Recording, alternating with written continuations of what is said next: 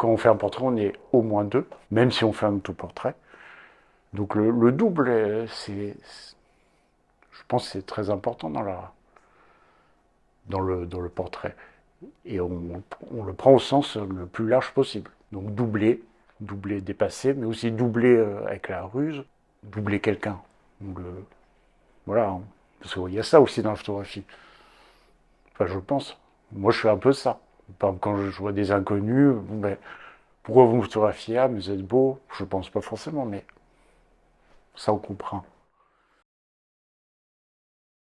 J'ai eu une période, disons, singulière dans ma vie de photographe parce que je m'occupais de ma grand-mère maternelle qui était en Corse et qui était atteinte de la maladie d'Alzheimer. Donc ça me prenait beaucoup de temps et ce temps que je passais avec elle avec bonheur, je faisais moins de photographies. Je faisais ça toujours avec un calendrier dans la tête, c'était toujours quelques jours. Je prenais l'avion, je pouvais aller à Paris, je pouvais aller à Venise, je pouvais aller... Il y a un moment donné, je pouvais même plus aller à Paris, donc j'allais à un autre village qui était à côté où j'ai installé du coup un laboratoire. Donc je développais mes films et je faisais mes tirages là-bas et je faisais aussi des photographies, tout ça en 10 jours maximum. Alors je montrais mes photos à ma grand-mère, ça lui plaisait beaucoup de regarder, elle commentait, elle rigolait, elle écrivait dessus, elle aimait beaucoup que j'apprenne aux photos. Il y avait un jeu entre nous qui était sans doute inconscient pour elle, mais même par exemple dans les services de gériatrie, j'ai remarqué que la photographie provoquait un moment de gravité, surtout avec des appareils anciens. Dès qu'on sort une chambre ou un relais, et là il y a une gravité qui s'installe. Les gens, ça devient important pour eux. Je ne sais pas si le fait de m'occuper de ma grand-mère a changé mon rapport à la photographie parce que j'ai toujours fait beaucoup de portraits. Mais j'ai pris conscience d'une certaine gravité de la photographie. Personne n'aurait dit que j'aurais pu m'occuper de ma grand-mère. J'étais la dernière personne possible, même moi j'aurais pensé à la même chose. J'étais très insouciant.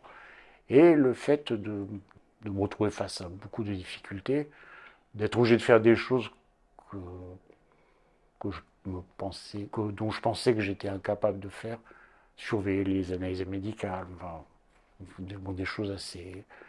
Oui, ça a changé mon regard sur les autres. Quand je photographie, il y a peu de gens que je connais, très peu. Il y a beaucoup d'inconnus que je rencontre dans la rue, dans un café, dans le métro, et je demande l'autorisation de photographier ou pas. La seule chose, c'est que je ne me cache pas. Je me mets souvent moins d'un mètre. Donc je montre que, voilà, donc, bon, les gens se doutent bien que je vais faire une photo, et ils acquiescent euh, avec un petit sourire, et voilà. J'aime bien ces rencontres, on ne s'est jamais vu, je sors de nulle part, la personne sort de nulle part, on fait une photographie, puis des fois on se revoit. J'accumule du matériel, des textes, des photos, et quand je peux faire un livre, je fais un livre, je délimite juste les dates. C'est la seule limite. Il n'y a pas de limite de lieu, il n'y a pas de limite de thème. Je dis juste c'est de telle date à telle date. Les livres sont comme des journaux intimes où on voit finalement les gens que je côtoie. D'ailleurs, il y a des personnes qu'on retrouve dans chaque livre.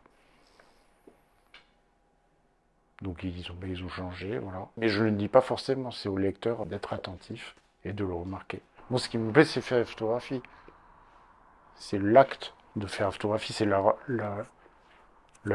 rencontre, il peut y avoir une espèce de violence aussi dans la photographie. Quand on est dans la rue, on prend quelqu'un sans demander. Voilà, c'est ça qui m'intéresse. Et le laboratoire, faire du laboratoire aussi. C'est la deuxième seconde de la photographie. Ça j'aime beaucoup. On me dit souvent que ma photographie est très charnelle. C'est vrai qu'il y a beaucoup de personnages féminins qui sont de tout âge. Je ne me dis pas c'est une femme, je ne me dis pas c'est un homme, je ne me dis pas c'est une rue, je ne me dis pas c'est un paysage. Quand on va voir mes photos, on va se moquer de moi. Mais pour moi, il n'y a pas vraiment de sexualité dans mes photos. Ou on fait des photographies, ou on fait autre chose. Mais moi, les deux en même temps, vous ne risquez rien. Tant que j'ai l'appareil photo, vous ne risquez rien. Quand je le range après, c'est autre chose. Voilà.